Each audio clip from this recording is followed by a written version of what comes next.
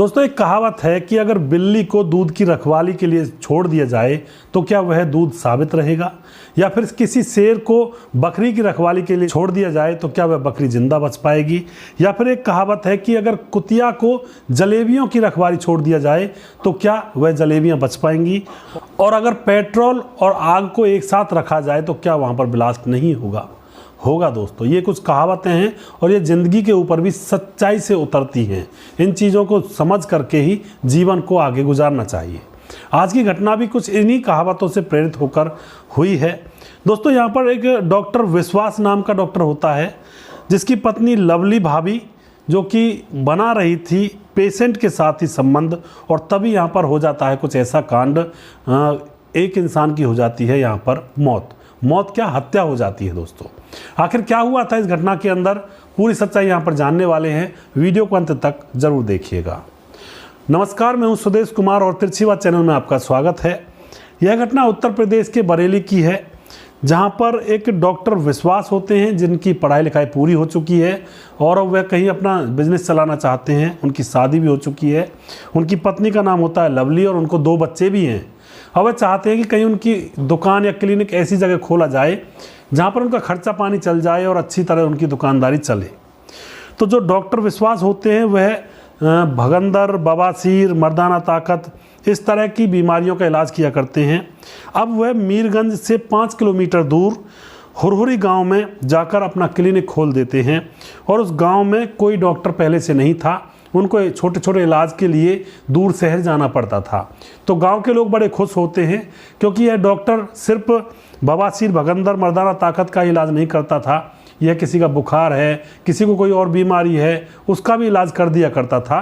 तो गांव वाले बड़े खुश होते हैं, और इसके क्लिनिक का जब उद्घाटन होता है तो गांव के बहुत सारे लोग वहां पर इकट्ठे होते हैं और बड़ी ही खुशी मनाते हैं, क्योंकि पिछड़ा हुआ गांव था, वहां पर एक क्लिनिक खुलना बहुत बड़ी बात थी। उनको लगता था कि अब हमारे बच्चे या फिर हम बीमार होंगे तो हमको कहीं जाना नहीं पड़ेगा। अब जो डॉक्टर विश्वास होता है अपनी पत्नी लवली को लेकर और अपने 2 बच्चों को लेकर उसी गांव में एक घर किराए पर लेता है और वहां पर रहने लगता है, और वहीं पर उसी घर के अंदर उसका क्लिनिक होता है। ऊपर रहता है वह, नीचे क्लिनिक होता है। अब दोस्तों गांव के अंदर उसका स्वभाव बड़ा अच्छा था डॉक्टर विश्वास का, जिसका भी इलाज करता वह सही हो जाया करता। तो गाँव के लोग उससे मित्रतावत विश्वास से बात किया करते थे, यानी कि गाँव के लोग सभी उससे प्रेम से बात करते थे, और वह भी गाँव वालों का विश्वास जीतने में कामयाब हो गया था। अब जैसे शाम होती, डॉक्टर विश्वास अपने क्लिनिक का काम पूरा निपटा लिया करता, तो शाम को वहाँ पर बहुत सारे लोग इकट्ठा हुआ करते और क्लिनिक में बैठ करके हुक्का वगैरह पिया करते, और वहीं पर हंसी मजाक भी चला करते। और घर के ऊपर वाले पोर्शन में डॉक्टर विश्वास के बच्चे और उसकी पत्नी रहा करती।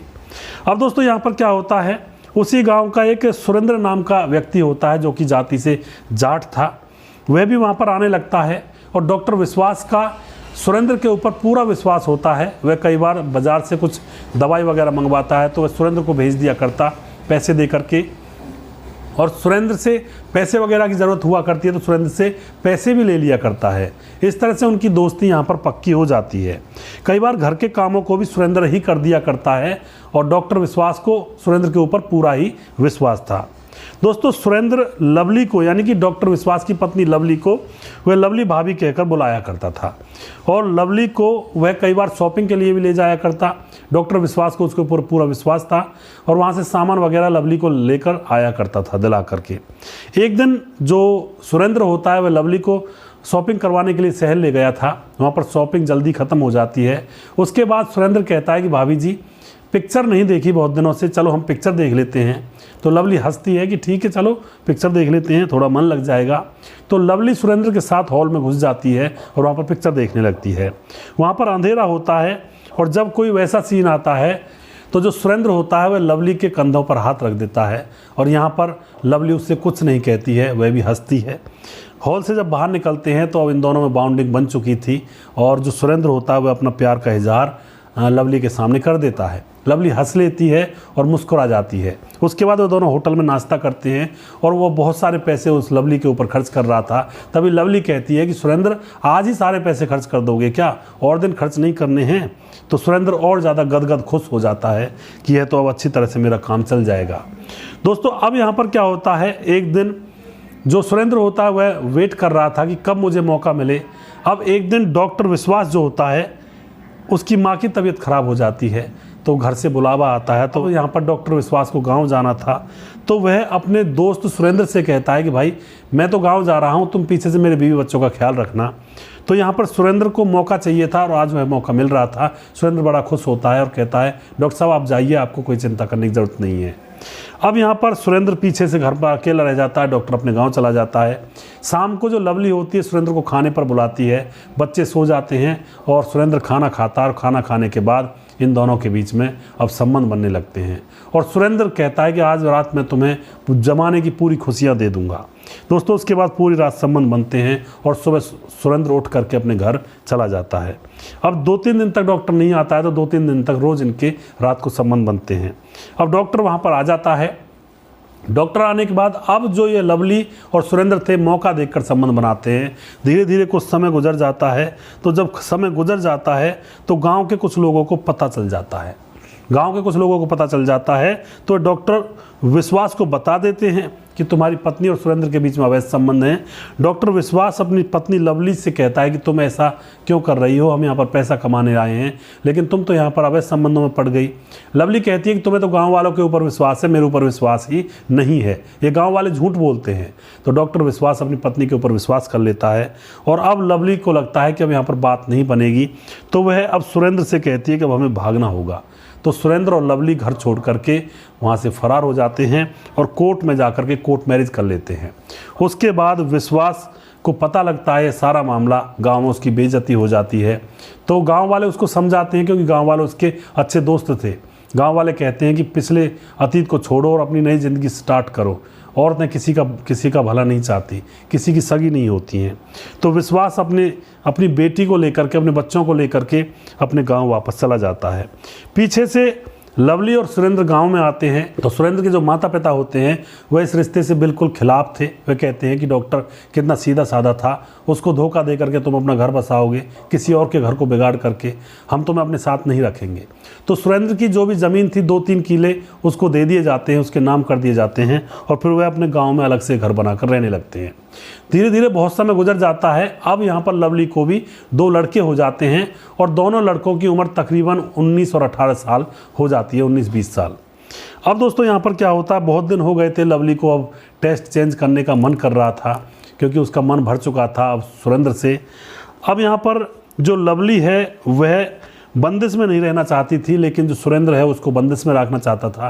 अब लवली उससे झगड़ा करती है और झगड़ा करके वह अपने बच्चों को लेकर शहर पहुंच जाती है। और शहर भी कौन सा, मीरगंज।